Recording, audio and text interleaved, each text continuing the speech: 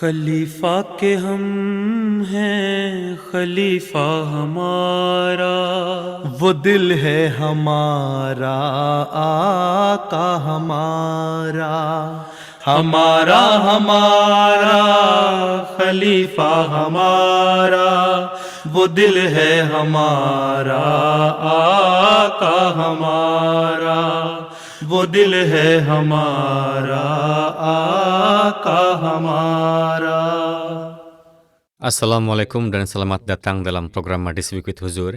Kami merasa terhormat untuk mempersembahkan sorotan dari kegiatan minggu ini dari Hadrat Khalifatul Masih Ayyadahullahu Ta'ala bin Aziz, termasuk mulakat dengan khudam dari Amerika Serikat, pidato penutupan jelasah Salanah Kadian, dan audiensi yang diberikan kepada Janet Davis, High Sheriff dari South Glamorgan County di South Wales.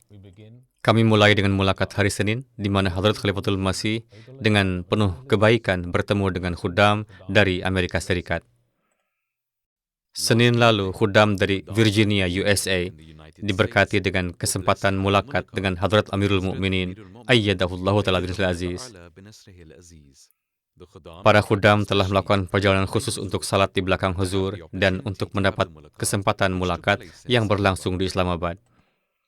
Selama mulakat, para khudam mendapat kesempatan untuk memperkenalkan diri mereka dan dapat mengajukan pertanyaan tentang berbagai masalah yang mempengaruhi kaum muda. Huzur tercinta, di samping pendidikan sekuler saya, bagaimana saya bisa membaca dan memahami buku-buku jemaat dan mana yang harus saya prioritaskan? Berapa jam dalam sehari? 24 jam, Huzur. 24 jam. Ya, dan Anda tidur selama 6 jam. 6 jam sudah cukup, kan?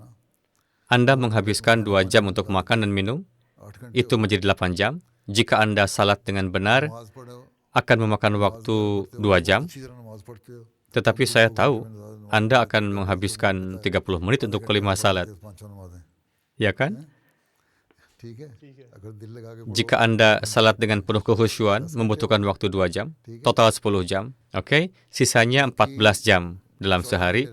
Anda pergi dan pulang ke universitas, apakah perjalanan Anda memakan waktu 1 jam? Setengah jam, Huzur. Setengah jam. Setengah jam untuk pergi dan setengah jam untuk kembali menjadi 1 jam. Anda akan menghabiskan maksimal 6 jam di universitas, dan setelah kembali, jika Anda tertarik belajar, maka Anda dapat belajar selama 2-3 jam lagi. 6 jam, 3 jam, dan 1 jam menjadi 10 jam. Anda masih memiliki 4 jam tersisa. Tidak bisakah Anda menyisihkan 1 jam dari 24 jam? Anda melakukan salat subuh di pagi hari, tepat waktu, kan? Iya, Huzur. Setelah melakukan salat, bacalah setidaknya 3 atau 4 ruku Al-Quran, dan jika ada waktu, Anda dapat menghabiskan 15 hingga 20 menit, atau bahkan setengah jam untuk itu. Atau jika tidak, sebelum tidur Anda dapat membiasakan diri dan menghabiskan setengah jam membaca literatur jemaat apapun sebelum tidur. Atau buku apapun dari Hadrat Masih Maud alaihi salam, atau hadis, atau tafsir Al-Quran. Jika Anda belajar dengan cara ini, maka Anda selalu dapat menemukan waktu jika Anda mau. Orang-orang meluangkan waktu seperti itu dan membaca. Jika Anda mengatakan, saya merasa lelah setelah belajar, maka itu berarti prioritas pertama Anda adalah pendidikan sekuler dan agama menjadi prioritas kedua. Saya telah menyebutkan ini dalam banyak khutbah. Apakah Anda mendengarkan khutbah kemarin? Iya, Huzur. Saya juga menyebutkan di sana, buatlah urutan prioritas dan buatlah tabel yang tepat untuk mengatur aktivitas harian Anda, oke?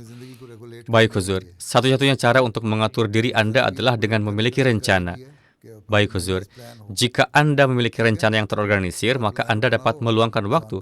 Bahkan jika Anda menyisihkan 30 menit, 40 menit, atau bahkan 1 jam, di usia ini bahkan itu sudah cukup. Kemudian perlahan-lahan Anda akan mengembangkan minat untuk itu, dan itu akan meningkat. Dan kemudian di akhir pekan, ketika Anda memberikan waktu untuk kegiatan Khudamul Ahmadiyah atau jemaat, maka Anda dapat mendedikasikan bahkan 2 jam untuk mempelajari literatur jemaat.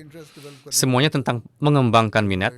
Jika Anda mengembangkan minat dalam membaca buku agama atau literatur jemaat lainnya, maka tidak akan ada masalah. Jika tidak, maka seseorang akan selalu tetap dalam siklus kemalasan. Ini akan menjadi hasilnya, ya kan? Benar. Jazakallah, Huzur. Huzur tercinta, saya adalah cucu Maulana Ataullah Kalim Sahib. Bisakah Huzur yang tercinta berbagi kenangan dengan beliau?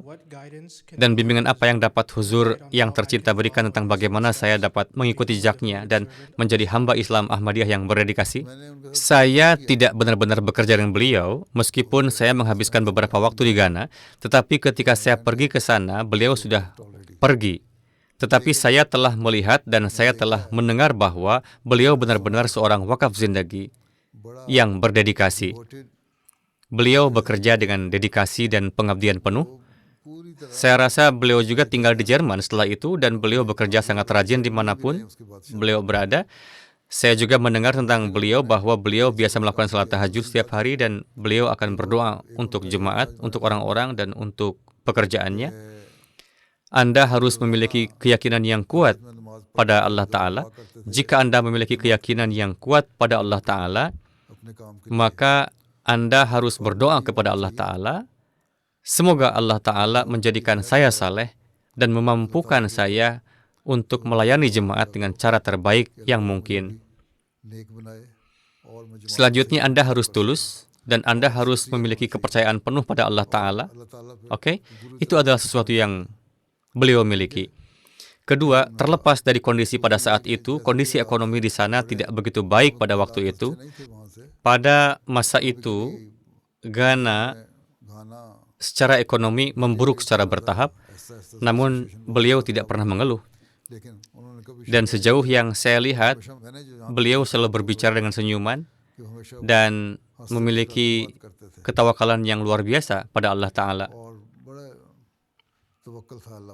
Kemudian Allah Ta'ala sangat memberkati beliau juga, dan semua putra-putri beliau sangat berpendidikan tinggi.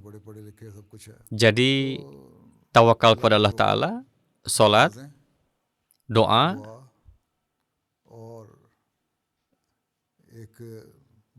iman yang sangat kuat pada Allah Ta'ala, dan tekad mutlak untuk pekerjaan apapun yang perlu dilakukan.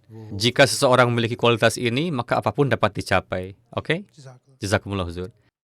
Saya mendapatkan taufik untuk berkhidmat sebagai nazim regional untuk Wikari Amal.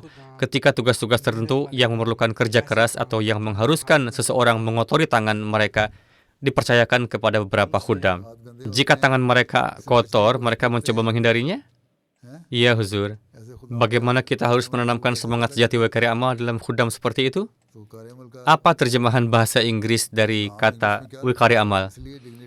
Terjemahan bahasa Inggrisnya adalah dignity of labor, yakni martabat kerja. Jadi, jelaskan kepada mereka bahwa ini adalah martabat Anda. Katakan kepada mereka bahwa tidak ada yang lebih memperhatikan kebersihan, kesucian, dan menjaga kebersihan daripada Rasulullah SAW. Oke? Tetapi ketika situasi seperti itu muncul, beliau biasa melakukan tugas-tugas ini. Misalnya, kita menemukan insiden pertempuran ketika para sahabat menggali parit. Oke? Rasulullah juga ikut menggali bersama para sahabat dan beliau juga mengambil batu dan menempatkannya di tempat masing-masing. Akibatnya debu dan kotoran menumpuk di tubuh beliau. Bahkan ketika beliau melepas bajunya dari tubuhnya, debu dan kotoran terlihat di area perut beliau. Demikian pula ada juga debu dan kotoran di kepala beliau. Jadi jelaskan kepada mereka bahwa jika Rasulullah dapat melakukan tugas seperti itu, apalah artinya kita? Mengapa kita tidak bisa melakukan tugas seperti itu? Dengan demikian kita harus melakukan tugas seperti itu kapanpun diminta. Jelaskan ini kepada mereka dengan cara baik. Kita adalah Muslim, jadi kita harus mengikuti teladan Rasulullah SAW. Menghormati jemaat dapat meningkatkan kehormatan seseorang. Satu hal adalah bahwa Anda berkhidmat. Hal kedua adalah bahwa Anda menghormati jemaat. Dan jadi Allah Ta'ala akan memberi Anda pahala. Oke? Selanjutnya ketika Anda melayani dan bekerja keras, Anda juga meningkatkan kesehatan Anda. Dengan demikian, kerja keras baik untuk kesehatan Anda. Anda harus bekerja keras. Jazakallah Huzur. Huzur tercinta, saya ingin menjadi dokter di masa yang akan datang. Itu adalah aspirasi yang sangat mulia.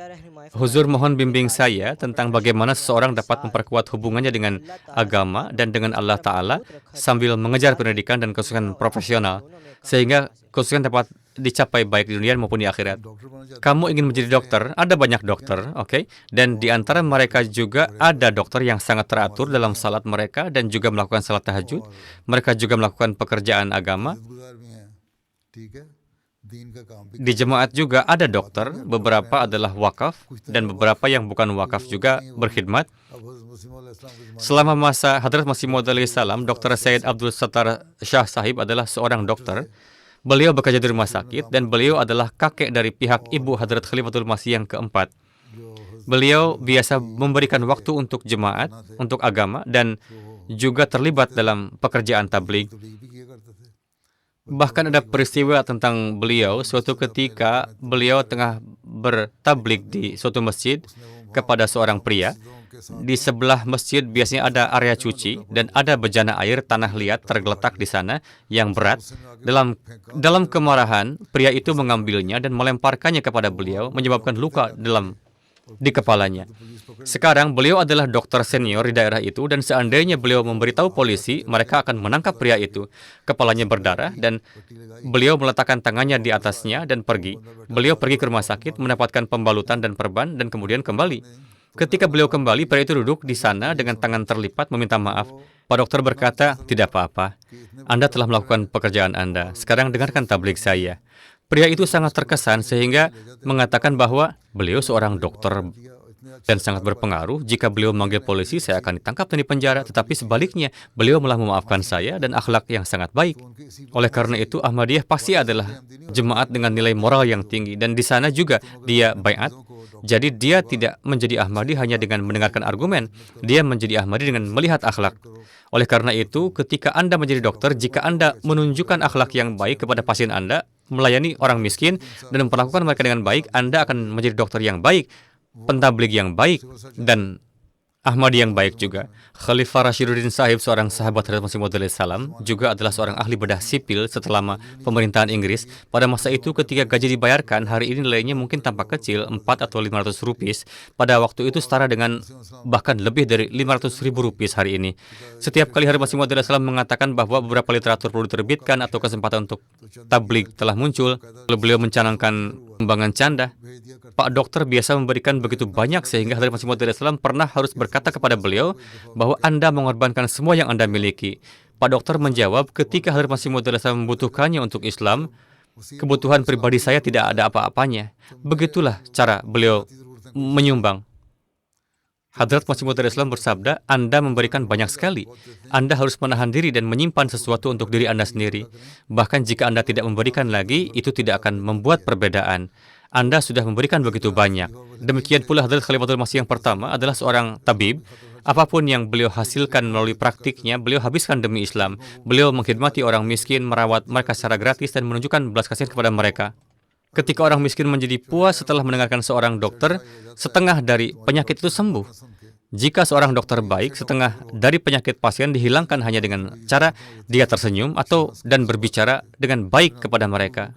Tetapi jika Anda berbicara kasar, menunjukkan arogansi dan mengintimidasi pasien, pasien akan lari dan penyakit yang sudah ada akan bertambah lebih lanjut.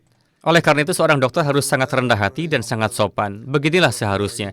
Perhatikan kasus khusus orang miskin, kenakan biaya dari orang kaya, jika Anda perlu mengambil biaya apapun. Dengan cara ini, Anda juga akan melakukan tabligh. Ini adalah tabligh diam. Bertabligh melalui tindakan seseorang. Melalui ini, Allah Ta'ala juga senang. Ketika Anda mengkhidmati orang miskin, bekerja dengan cara ini, melayani jemaat, maka Anda menyenangkan Allah Ta'ala dan Anda menyenangkan orang-orang. Dan Anda juga mendapatkan mata pencaharian. Huzur tercinta, bagaimana kita bisa mengangkat suara kita melawan ketidakadilan di dunia dan bagaimana kita bisa mendukung hak asasi manusia? Sejauh jangkauan kita melakukannya. Sejauh jangkauan saya juga menyampaikan pesan ini. Sejauh jangkauan Anda harus terus melakukannya. Ketika saya berada di Amerika, saya memiliki kesempatan singkat untuk pergi ke Capitol Hill, dan di sana juga saya mengatakan hal yang sama. Kemudian seorang senator berkata kepada saya, cara Anda berbicara dengan sangat tenang dan menyajikan poin-poin ini, Anda telah mengatakan hal-hal yang sangat penting, hal-hal yang sangat dibutuhkan hari ini. Kami telah mendengarkan apa yang Anda katakan dan kami juga menyukainya, tetapi kami tidak dapat bertindak atasnya. Saya berkata, itu persis apa yang saya katakan, bahwa Anda harus bertindak, setidaknya sedikit. Dia berkata bahwa dunia memang membutuhkan ini hari ini, tetapi kepentingan politik mereka mencegah mereka dari bertindak atasnya. Saat ini lobi sedang bekerja, mereka memberi Anda uang, jumlah uang yang besar, mereka berinvestasi dengan besar. Dari sini banyak kelompok besar, pimpinan gereja Kristen, dokter, dan politisi diundang dengan cara ini ke Israel. Mereka dibawa ke sana, ditunjukkan segalanya, disediakan hotel dan semua pengaturan, dan diberi kemewahan. Setelah itu mereka diberitahu, ketika Anda kembali, Anda harus berbicara mendukung kami. Dengan cara ini, keadilan tidak dapat ditegakkan. Untuk ini, kita harus mengangkat suara kita bahwa Allah Ta'ala mengatakan harus ada keadilan mutlak. Hanya ketika keadilan penuh ditegakkan, Anda dapat menegakkan keadilan di dunia. Tidak boleh ada pembalasan dendam, dan tidak boleh ada satu aturan untuk satu orang dan aturan lain untuk orang lain. Harus ada kesetaraan di mana-mana. Hanya ketika itu terjadi, kita dapat mengatakan bahwa keadilan sejati telah ditegakkan. Inilah yang Allah Ta'ala inginkan, dan inilah yang harus kita lakukan. Dan sejauh yang Anda bisa dalam lingkungan Anda sendiri, dalam perusahaan Anda, di antara orang-orang sekitar Anda, di lingkungan Anda, lakukan sebanyak yang Anda mampu dalam hal ini. Oke? Jazakallah Huzur. Baik. Huzur, beberapa Syiah memberikan keutamaan kepada keluarga dan keturunan Rasulullah SAW atas khilafat. Bisakah Huzur yang tercinta memberi bimbingan tentang masalah ini? Bukan hanya mereka memberikan keutamaan kepada mereka atas khilafat, mereka memberikan keutamaan atas kenabian juga. Bahkan ada kelompok di antara Syiah yang mengatakan bahwa Jibril salah karena kenabian sebenarnya seharusnya diberikan kepada Hadrat Ali. Tetapi sebaliknya dia membawa wahyu kepada Rasulullah. Oleh karena itu ada yang berpendapat demikian. Bisakah kita mengatakan bahwa malaikat Jibril atau Allah Ta'ala membuat kesalahan?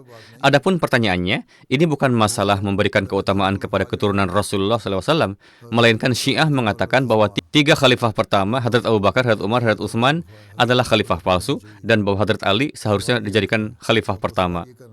Inilah pertanyaan yang diajukan, dan jadi pertanyaan Anda seharusnya berkaitan dengan ini, karena pertanyaan ini telah diajukan sejak masa Khilafat Rashidah, dan pertanyaan ini juga diajukan oleh para pembuat fitnah. Kekacauan ini terus menyebar sejak saat itu. Mereka mengatakan bahwa Al-Quran menyebutkan bahwa Rasulullah menginstruksikan untuk memberikan keutamaan kepada anggota dekat keluarganya. Namun ini bukan yang dinyatakan Allah Ta'ala. Bahkan Allah Ta'ala mengatakan bahwa Anda harus mematuhi perintahnya seperti Anda mematuhi apa yang dikatakan kerabat dekat Anda. Interpretasi Syiah tentang ayat ini benar-benar salah. Masalah-masalah ini telah ada sejak waktu itu.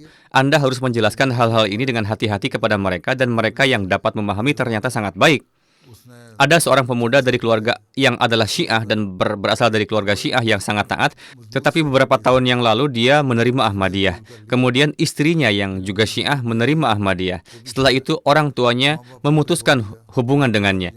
Pemuda itu berpendidikan tinggi dan telah datang ke sini ke Eropa dan bekerja di Prancis. Orang tuanya sering mempertanyakannya, tetapi dia merespons dengan mengatakan bahwa dia sekarang telah menyadari kebenaran. Jika seseorang benar-benar mencintai Rasulullah SAW, maka mereka tidak dapat menolak salah satu dari Khalifah Rashidah. Hadrat Masih Maud SAW telah menulis bahwa keempat Khalifah adalah Khalifah Rashidin, dan kami menerima semuanya. Hadrat Abu Bakar memiliki status Khalifah Rashidin. Demikian juga Hadrat Umar, Hadrat Ali sendiri berkata bahwa di masa perang atau waktu-waktu serupa lainnya, saya telah menyebutkan hal-hal ini dalam khutbah saya baru-baru ini sehingga Anda dapat belajar tentang sejarah. Rasulullah akan berada di daerah yang paling berbahaya, dan orang terdekat di sisinya yang berdiri berjaga adalah Hadrat Abu Bakar. Hadrat Ali berkata bahwa dia tidak akan bisa pergi kemana Hadrat Abu Bakar akan pergi. Ini adalah kesaksian Hadrat Ali sendiri. Jadi, Anda harus memberitahu mereka untuk membaca sejarah, tetapi selain itu tidak perlu terlibat dalam argumen. Katakan kepada mereka bahwa kami juga menerima Hadrat Ali dan bahwa beliau juga memiliki makom tertentu. Kita juga menerima Hadrat Imam Hasan dan Hadrat Imam Hussein yang juga memiliki peringkat mereka sendiri. Hadrat Masih Maud SAW telah menyatakan bahwa Yazid yang najis telah melakukan ketidakadilan yang besar dengan mensyahidkan cucu Rasulullah SAW. Hadrat Masih Maud SAW telah menggunakan kata-kata Yazid yang najis. Namun ini tidak berarti bahwa Hadrat Abu Bakar, Hadrat Umar, Hadrat Utsman bukan khalifah sejati. Khawarij memulai perselisihan ini ketika Hadrat Utsman disyahidkan, dan mereka mengatakan bahwa pembalasan yang tepat tidak dicari untuk pensyahidan beliau, dan jadi mereka berkata Hadrat Ali harus menuntut balas dengan segera. Kemudian mereka berbalik melawan Hadrat Ali dan memutar Hadrat Aisyah melawan beliau juga. Ini bukan satu-satunya perselisihan. Anda harus membaca buku Awal Mula Perselisihan di dalam Islam, karya Hadrat Khalifatul Masih yang kedua radhiyallahu anhu.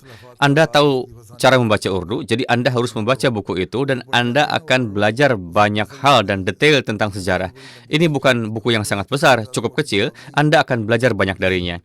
Beliau juga memiliki buku kecil tentang Hadrat Ali yang dapat Anda baca juga, dan itu akan membantu Anda mempelajari dasar-dasarnya. Jika tidak, siapapun yang Allah Ta'ala jadikan Khalifah Rashidin, pertama memang adalah Khalifah pertama. Kita menemukan banyak narasi riwayat Hadrat Rasulullah SAW di mana beliau bertanya mengapa orang-orang mengganggu rafiqnya atau sahabat dekat. Dalam Al-Quran dinyatakan, Allah bersama kita. Ketika Rasulullah SAW dan Hadrat Abu Bakar berada di gua Sur, itu adalah Hadrat Abu Bakar yang berada di gua itu, bukan Hadrat Ali. Syiah membantah dengan mengajukan argumen bahwa Hadrat Ali lah yang ditinggalkan di tempat tidur Rasulullah SAW untuk menghadapi kematian. Ketika orang-orang Mekah menyadari itu adalah Hadrat Ali, mereka tidak membunuhnya. Mereka hanya menyebabkan beliau sedikit berbahaya. Setelah itu, Hadrat Ali juga berhijrah dari Mekah. Sebaliknya, bahaya sebenarnya adalah ketika Rasulullah dan Hadrat Abu Bakar bersama. Ada banyak argumen yang dapat diberikan, Anda harus mencarinya dan mempelajari literatur dan Anda akan menemukan jawabannya. Saya telah menyebutkan banyak aspek dalam khutbah saya. Jika Anda mendengarkan khutbah dengan penuh perhatian, Anda akan menemukan jawaban itu. Saya menyampaikan khutbah itu agar orang-orang dapat belajar sejarah. Bisa menjadi sejarawan, dia juga bisa belajar. Oke, baik Huzur. Huzur tercinta, di zaman ini bagaimana kita bisa menjadi teladan terbaik bagi jemaat dan dunia secara keseluruhan sehingga orang lain ingin menjadi seperti kita setelah mengamati kita dan sehingga kita dapat membawa kemanusiaan. Membawa kemanusiaan menuju masa depan yang lebih baik kan? Apa artinya menjadi teladan? Baru kemarin saya berbicara tentang apa yang teladan. Jika Anda bertindak atas syarat-syarat baiat, Anda akan menjadi teladan. Melalui ini Anda akan membawa orang lain ke dalam lipatan. Banyak orang datang kepada saya dan menulis kepada saya bahwa mereka berbaiat dengan mengamati perilaku dan teladan Ahmadi. Setelah itu mereka membaca literatur juga. Mereka datang dan mengunjungi saya. Yang lain datang ke sini bertemu saya, mendengarkan pidato saya, dan berbaiat setelah kembali karena apa yang mereka dengar. Mereka sama sekali tidak dikhotbahi oleh saya. Ini persis apa yang Hadrat Masih Maud SAW katakan, yang saya sebutkan dalam khutbah yang saya sampaikan beberapa minggu yang lalu tentang menyeru orang lain kepada Allah Ta'ala. Saya menyebutkan bahwa Anda harus menunjukkan teladan Anda dan meningkatkan pengetahuan Anda. Hanya mengetahui bahasa tidak membuat perbedaan. Esensi sebenarnya adalah dalam menjadi teladan. Kita harus menunjukkan kepada orang lain teladan tentang apa itu Islam, teladan sejati tentang apa sebenarnya Islam itu. Hadrat Masih Maud Islam telah bersabda bahwa jika Anda mendengarkan pidato ulama, mereka berbicara dengan sangat bersemangat. Namun ketika Anda mengamati mereka di rumah, mereka benar-benar berlawanan. Untuk alasan ini, kata-kata mereka tidak berdampak pada Anda ketika Anda melihat kenyataannya. Dengan demikian, jika kondisi Anda menjadi seperti mereka, Anda tidak akan memiliki dampak. Untuk alasan ini, Anda harus memperbaiki tindakan Anda. Hadrat Masih Maud Islam telah menulis insiden tentang seorang ulama yang menyampaikan pidato tentang pengorbanan dan bagaimana orang harus mengorbankan kekayaan mereka untuk iman, untuk agama mereka dan sebagainya. Rumahnya bersebelahan dengan masjid dan istrinya mendengarkannya. Dia terpengaruh oleh pidatonya dan setelah kepulangannya ke rumah, si istri melepas gelang emasnya untuk mempersembahkannya sebagai pengorbanan untuk agamanya, entah itu untuk membangun masjid atau sesuatu yang lain. Si ulama yang suaminya berkata, saya menyampaikan pidato untuk membangkitkan semangat semua orang lain, bukan untuk kamu. Jadi simpan emas kamu. Kita harus mengumpulkan kekayaan kita. Bagaimana ulama seperti itu bisa memberikan pengaruh? Setiap orang dari kita memberikan pengorbanan, setiap orang berkontribusi sesuai dengan kapasitas mereka. Saya berkontribusi, Anda berkontribusi, dan begitu juga yang lain. Ketika kita menunjukkan kepada semua orang contoh-contoh praktis ini, maka itu juga berdampak. Oke? Oke. Allah Hafizu. Ketika mulakat berakhir, semua khuddam mendapat kesempatan untuk berfoto dengan Huzur Ayyadahullahu Ta'ala bin Aziz. Sehari sebelumnya, Huzur menyampaikan pidato penutupan jelasah Qadian yang ke-130. Huzur memimpin sesi penutupan dari Masrur Hall Islamabad, sementara lebih dari 13.000 peserta berkumpul di lokasi jelasah di Qadian, India. Selama pidatonya, Huzur berbicara tentang tujuan sejati jelasah salana, tanggung jawab yang melekat pada baiat, dan kebutuhan mendesak akan ketakwaan sejati. Orang-orang bertanya bagaimana seseorang dapat mencapai kedekatan dengan Allah Ta'ala. kedekatan dengan Allah Ta'ala dicapai dengan cara yang persis seperti yang dijelaskan oleh Hadrat Masih Maud alaihissalam, dan melalui janji yang telah diambil dari kita bahwa siapapun yang masuk ke dalam baiat dengan beliau akan berjanji bahwa dia akan mengingat karunia Allah Ta'ala dan akan memujinya. Ketika Anda menyanjung Allah Ta'ala dan mengingat karunia-Nya, seseorang akan mencapai kedekatan dengan Allah Ta'ala. Dengan demikian, ini adalah masalah mendasar yang harus selalu kita ingat. Hadrat Masih Maud alaihissalam selanjutnya menyatakan bahwa jika kalian telah masuk ke dalam perjanjian baiat dengan saya, maka ingat juga bahwa kalian tidak boleh pernah menimbulkan bahaya yang melanggar hukum atas ciptaan Allah secara umum dan khususnya pada kaum muslim karena dorongan nafsu, baik dengan lidah maupun dengan tangan maupun dengan cara lain apapun. Beliau juga bersabda bahwa jika kalian terikat dengan aku dan telah masuk ke dalam perjanjian baiat denganku, maka ingatlah bahwa dalam setiap keadaan, baik dalam keadaan sedih atau bahagia, kesulitan atau kemudahan, apakah kalian menerima berkah atau dihadapkan dengan cobaan dan penderitaan, kalian harus selalu tetap setia kepada Allah Ta'ala dan dalam setiap kondisi tetap puas dengan keputusannya. Atas prinsip inilah kita baiat, dan dengan karunia Allah Ta'ala ribuan, ratusan ribu orang masuk ke dalam jemaat. Mereka yang adalah Ahmadi sejak lahir, orang tua mereka telah masuk ke dalam baiat, dan ini adalah perjanjian baiat yang sama yang juga kita perbarui setiap tahun, berjanji bahwa kita akan mematuhi semua yang ditetapkan dalam syarat-syarat baiat. Namun meskipun faktanya bahwa sebuah buku tentang syarat-syarat ini sekarang ada di hadapan kita, syarat-syarat baiat sering tidak dijaga di hadapan kita. Oleh karena itu, setiap Ahmadi harus dari waktu ke waktu menjaga syarat-syarat ini di hadapan mereka.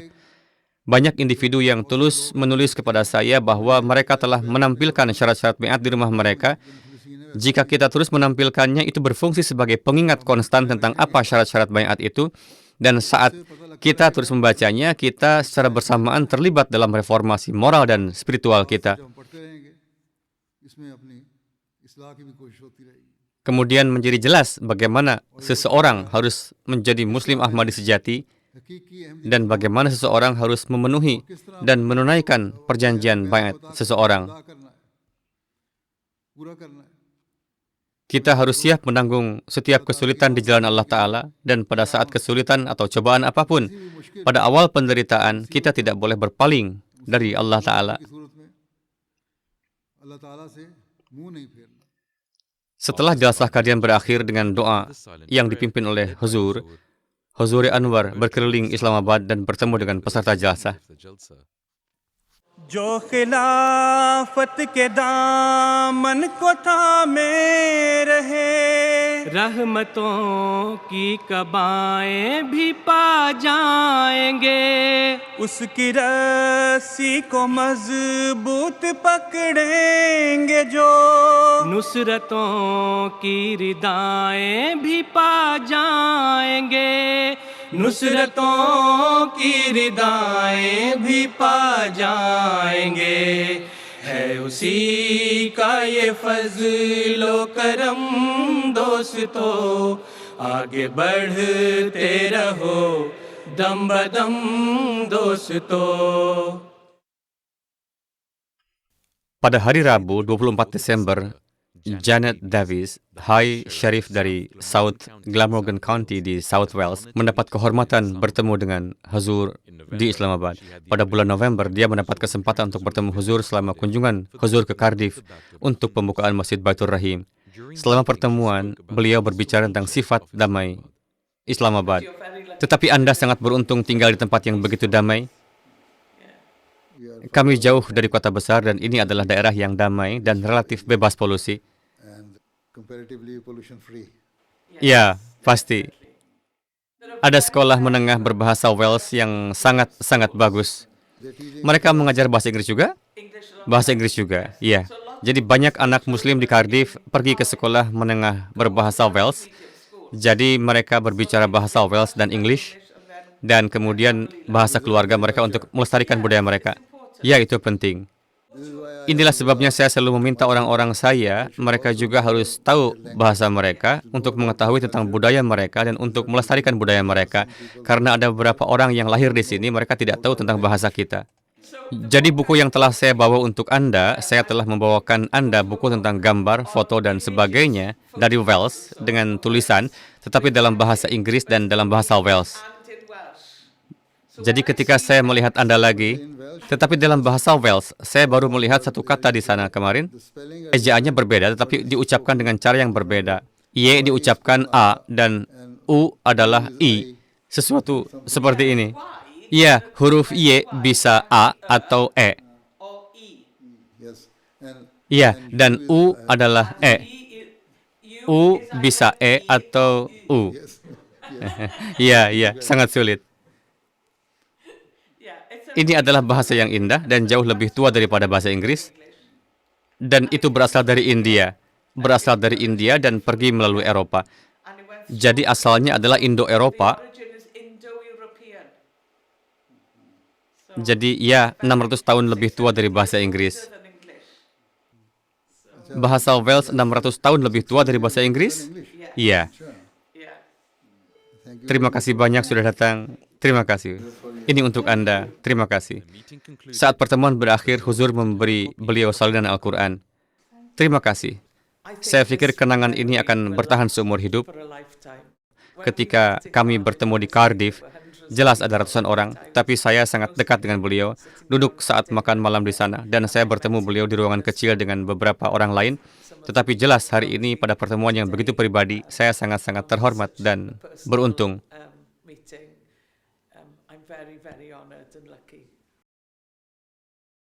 Itu adalah sorotan dari hanya beberapa aktivitas Huzur yang tercinta selama minggu lalu. Kami sekarang mengakhiri dengan segmen terakhir kami, ringkasan khutbah Jumat. Dalam khutbah Jumat hari ini, Huzur Ayyadahullahu Ta'ala bin Aziz berbicara tentang cinta dan rasa hormat Hadrat Masih Maud salam untuk Allah Ta'ala. Menjelang akhir khutbahnya, Huzur menginstruksikan doa untuk awal tahun baru, khususnya untuk para Ahmadi yang tengah dipenjara di jalan Allah Ta'ala dan mereka yang tertindas di seluruh dunia. Seperti yang orang-orang ketahui, tahun baru telah dimulai sejak kemarin. Orang-orang juga saling bertukar ucapan selamat tahun baru. Berdoalah agar tahun ini membawa berkah yang tak terhitung bagi kita. Semoga Allah Ta'ala menyebabkan rencana para penentang dan musuh hancur sepenuhnya. Semoga Dia memberikan kesuksesan dan kemajuan kepada jemaat bahkan lebih dari sebelumnya. Mereka di antara kita yang tinggal di luar Pakistan dan khususnya di negara-negara di mana kita menikmati kebebasan dan dapat mengalami perayaan gembira tahun baru. Orang-orang di Pakistan juga merayakan tahun baru, tetapi pada saat seperti itu, ingatlah saudara-saudara Anda dalam doa yang saat ini dipenjara karena agama mereka. Saya baru-baru ini menyebutkan kasus Mubarak Sani Sahib yang telah dijatuhi hukuman penjara seumur hidup. Demikian pula ada orang lain yang juga dipenjara. Meskipun keadaan yang mereka alami, mereka mengungkapkan rasa syukur mereka kepada Allah Ta'ala. Saat mereka memasuki tahun baru, mereka tidak mengucapkan kata-kata keluhan. Demi memperoleh keridhaan Allah Ta'ala, mereka dibelenggu dengan besi. Semoga Allah Ta'ala dengan cepat menciptakan sarana untuk kebebasan mereka. Semoga Allah Ta'ala memampukan kita dan mereka yang telah dipenjara karena keyakinan mereka, dan semua mereka yang mengalami kesulitan untuk mengembangkan pemahaman yang lebih besar tentang cinta untuk Allah Ta'ala. Karena kesulitan yang kita hadapi, semoga cinta kita kepada Allah Ta'ala selalu meningkat bahkan lebih dari sebelumnya, daripada berkurang. Berdoalah untuk semua mereka yang menghadapi penindasan. Semoga Allah Ta'ala memberikan kebebasan kepada semua orang yang berada di bawah penindasan dan membebaskan mereka dari cengkeraman yang tidak adil dan menegakkan perdamaian di dunia.